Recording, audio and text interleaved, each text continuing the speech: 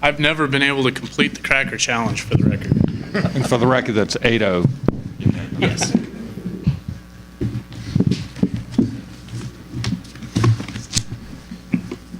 Moving on to agenda item number 30, future commission meetings and commission committee assignments. Secretary Wasley and Chairman Wallace for possible action. The next commission meeting is scheduled for November 18th and 19th, 2016 in Reno, and the commission will review and discuss potential agenda items for that meeting. The commission may change the time and meeting location at this time. The chairman may designate and adjust committee assignments as necessary at this meeting.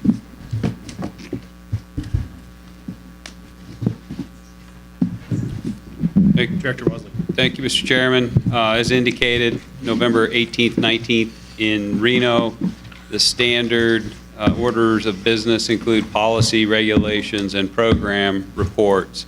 To that end, we will see a program report or the status of the 2016 predation management program for policy 23.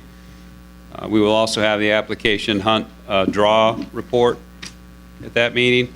We'll have our ongoing NDOW project update agenda item, and I would certainly encourage the commission to offer any project ideas that they would like to hear about.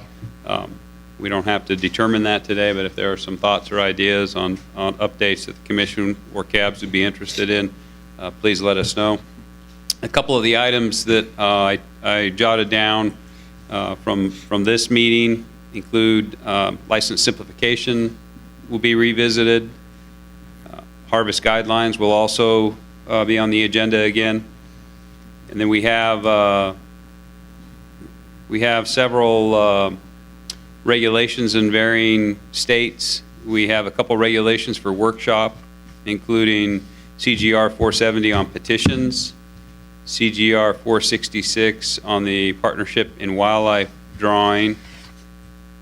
We also have a couple CRs for adoption, including the raptor capture quotas and the non-commercial collection seasons and limits for live unprotected reptiles and amphibians.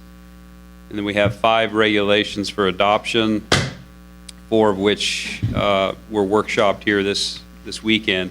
Those include CGR 464 on appeals, CGR 463 on boat drains, CGR 465, the antelope and elk waiting periods, CGR 471, closure of Truckee River to motorized vessels, CGR 467, the special assistance permit.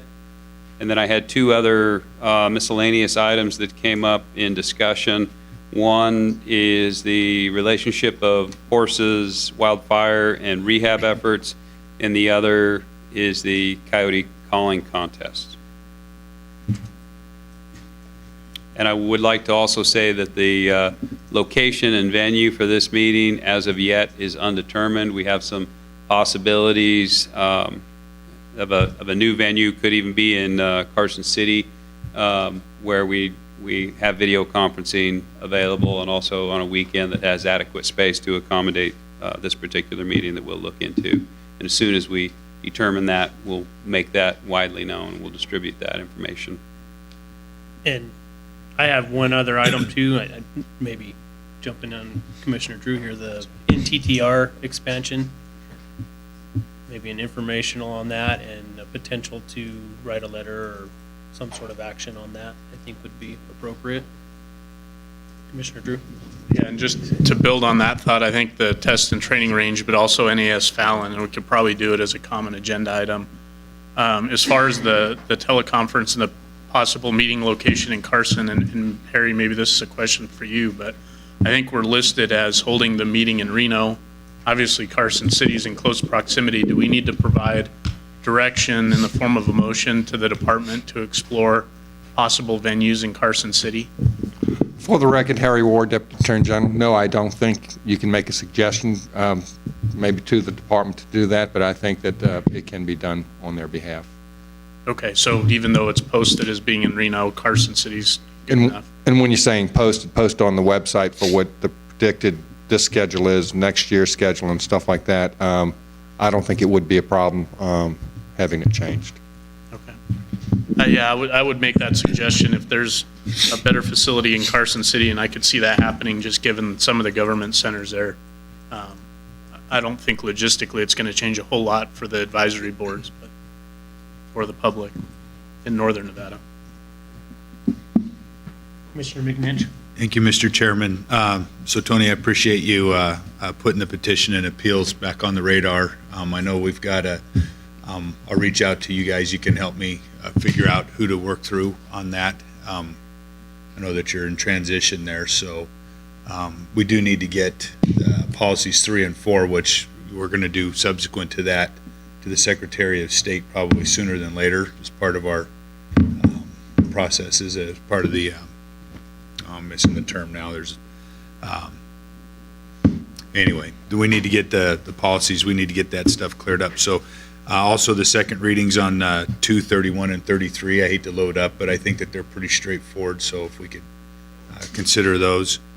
And I had one additional thing that I was going to bring up as part of the request to the chair. I don't think it's going to require any kind of commission action, but we'll let the DAG chime in if he'd like. In consideration of Director Wasley's comments regarding the cabs, we took a few shots here to expressing our concern about the cab process. And he brings up a real good point. It's something I was going to bring up, so I appreciate you bringing it up a little bit early. But there was a lot of time and tremendous amount of effort put into that cab workshop. And the participation at it was, to be quite honest, was pathetic. And we did have a couple of 3 cabs. And when we say a cab workshop, we're not asking for a participant from each county. We're really talking about anybody that's on a cab to attend. I know that we've had cab workshops. We had one in Winnemucca one time. Paul, you might remember. I know Glenwood. It was well attended. There were 30 people there, 30 cab members there, and so here. We're trying to defend the cab process, and we're expressing the value of the cab process. The department, despite the little hiccup we had here, is clearly behind the cab process, and to the point where they invest a lot of time and a lot of energy and a lot of effort into helping people understand it and participate in it and opening that door, and then nobody attends. So I think a strongly worded letter should be sent to the current chairman and to all members of the cabs, making sure that they understand that we're not hoping for their participation in these meetings. We're expecting and demanding it. It's the effort and the time and the money's been put where the mouth is, and it's time for them to show up and show a little respect to the process as well. Thank you, Commissioner McNinch, and I do agree. I think that is very, very needed at this time, it feels. And is that something that we need to have agendized or something that I can do? For the record, Harry Ward, Deputy Attorney General. Obviously, this commission cannot take action on a request to send a letter, but I think you as the chairperson or the chairman can send a letter of encouragement. Okay, thank you. I would agree with the encouragement, and I don't know how Director Wasley feels about it, but it might be something best coming from both the chairman and the director. But I think it's a really good idea given the magnitude of some of the things we have coming up. So, Commissioner Hubbs. Something came to mind when Commissioner McNinch was talking about the policies, and I was trying to reflect back to the situation in which we had 2 specific policies under the same number. And we came up with something, I remember when we were saying, for instance, this commission meeting, we have terminated, vacated, or whatever you want to call it, revoked a policy. Does that number is forever set aside, is that correct? We're talking about 2 different policies now. That one had to do with the elk policy 26. And so we've referenced the existing elk policy as 26A. The other policy was the transparency, or did we name transparency 26A? Yeah. Okay, I'm sorry. So I turned it around. But then we repealed the transparency policy. So, no, we didn't. No, Boy, we- hey, you know what? that's Maybe I should let somebody else who knows what they're talking That's about. why I'm trying to clarify, because I think what we were saying is once we fix that number, it's fixed indefinitely. fixed. And so I just wanted to remember again, so we're never going to make another, which one did we appeal? Policy 2? 2, that's So right. There would not policy- be another 2. Okay, so policy 2 is forever gone. That's right. Got it. Thank you. Good thing I helped clarify that. And we did a first That was reading a on first policy reading. too, so. we'll That's have right, to it hear needs to more. come back. So there's another item for agenda, is policy 2 for the second reading.